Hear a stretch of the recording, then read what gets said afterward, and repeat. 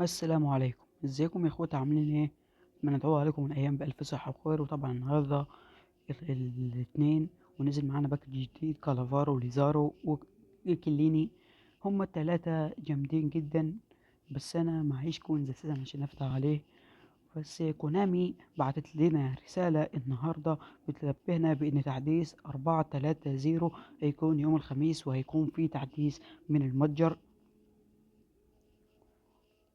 وطبعا نزل معانا 50 كوين بتاع الباكج للدوري الإيطالي.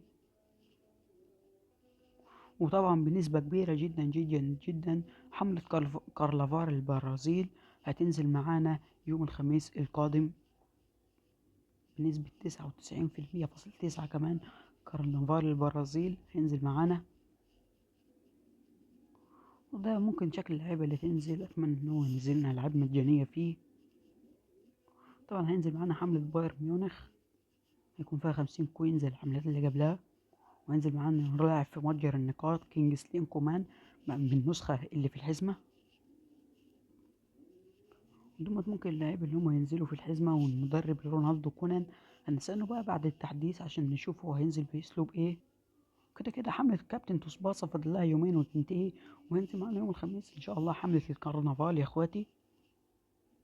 واكيد هينزل معانا في الباكجات باكج ايبك او شو تايم جديد، وهينتهي معانا باكج بلاتيني. وباكج اليابان برضك كمان اللي فيه اللعب البلاد غير اللي اخترناه هينتهي معانا برضك يوم الخميس القادم بإذن الله. أما بالنسبة للباكج خد ترشيح في التوقعات إن شاء الله هنزل لكم في فيديو بكرة إن شاء الله. وهنا أكون وصلت معاكم لنهاية الفيديو. ما تنساش تصلي على النبي، ولو الفيديو عجبك ما تنساش تحط لايك وسبسكرايب في القناة. والسلام عليكم ورحمة الله وبركاته.